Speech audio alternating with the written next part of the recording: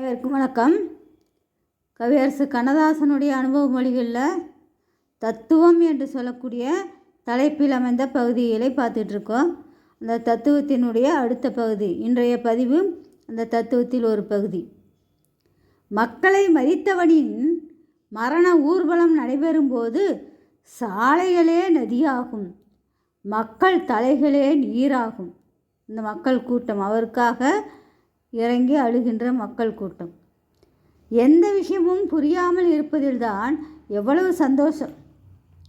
பகுத்தறிவு பூத்து குலுங்க தொடங்கும் போதுதானே மனிதனுக்கு பயம், கோபம் எல்லாம் வருகின்றன. ஆசை புத்தியை மறைக்கும்போது அறிவு வேலை செய்யாமல் போகிறது. ஆசை கண்ணை மறைக்கிறது என்று சொல்வார்கள்.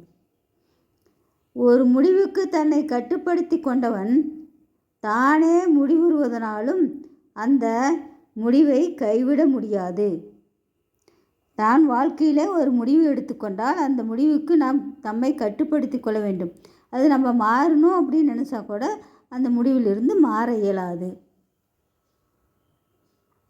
நாம் நமக்காக வாழ்கிறோமே தவிர மற்றவர்களுக்காக வாழவில்லை. ஊரிலே எல்லோருமே ஒரே மாதிரி இருந்துவிட்டால் அரசாங்கங்கள் தேவையில்லை.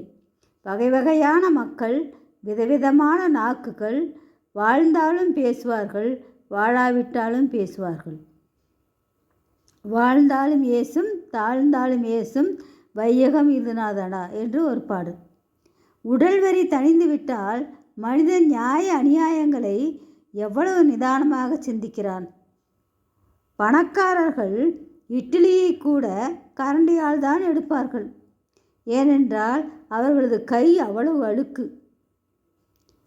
நாளைய வாழ்க்கை இதுதான் என்று இன்றே தெரிந்துவிட்டால் மனிதர்கள் உஷாராகி விடுகின்றார்கள்.